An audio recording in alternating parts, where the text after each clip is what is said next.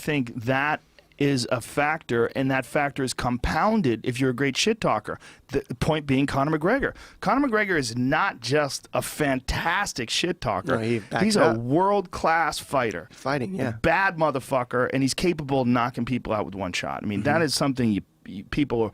They're so excited to see him. They're paying money to see him. He's different. We're talking about somebody on a different level than CM Punk. Well, Ronda, when she was in her prime, Ronda, when she was beating all these women and when she was just flipping people on their head and armbarring them, people were paying to see not just this spectacular figure, but also this person who really knew how to fight. Right, and it was a mixture of that and decent matchups too. Oh, 100%. Well, also in the sport being really young, the female MMA being, it's gone through in just a few years this fantastic metamorphosis where you're seeing women like Valentina Shevchenko that is just an overall well-rounded world-class mixed martial artist now.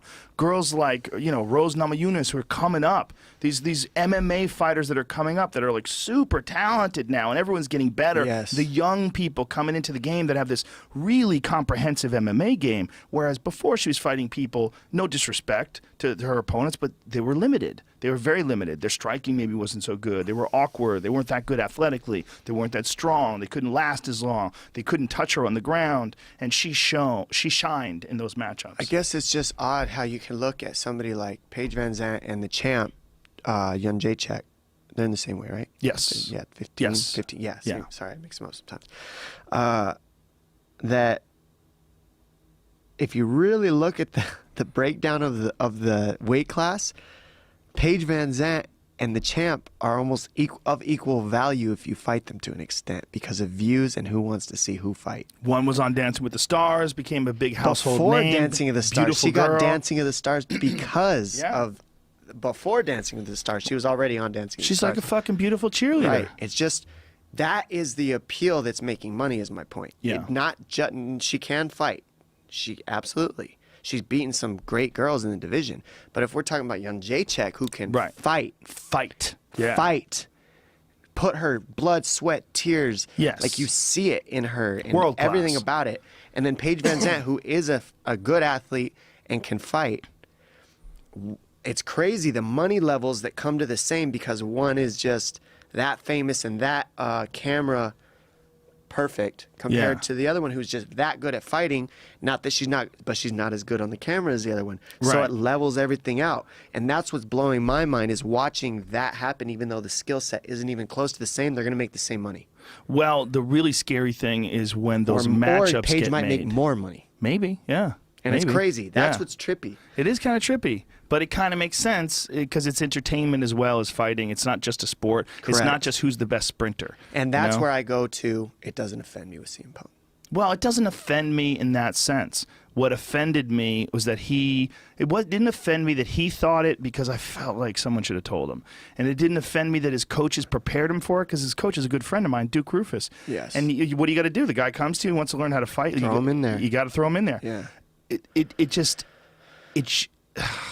It should happen the way it happened because it's good for everybody to see. It shouldn't happen the way it happened because that's all we were going to see. You know what I'm saying? Yeah, there wasn't a chance. Like it was a mauling. Like you remember those Mike Tyson fights where he would fight guys and you would just go, "Don't blink, because this shit is not going to last." It's kind of like that. It's like, yes, it's a competition, but god damn it, it's not really. No. You know, like Paige VanZant. Let's go back to her again, who's a very talented, tough girl. I've got nothing but respect for her. Agreed. I think she's really fun. I'm with you on that. It scared the fuck out of me when she was getting close to Joanna. When she was getting, when she was winning fights, and then she fought Rose Namajunas, and Rose Namajunas is like right there, right? Rose Namajunas lost to Karolina Kowalkiewicz in a very close fight. Karolina went on to have a very close fight with Joanna, right? So Rose beats Paige VanZant decidedly, right? She beat her down. It was a huge performance for her.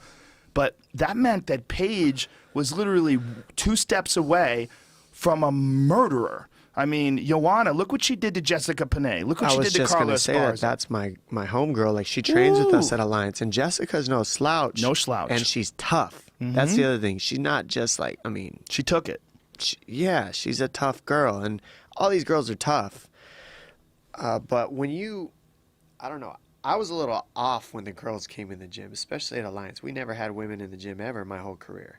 It wasn't like, it was just like no women were fighting, like, you know, like for years. Yeah. When did the women start coming there?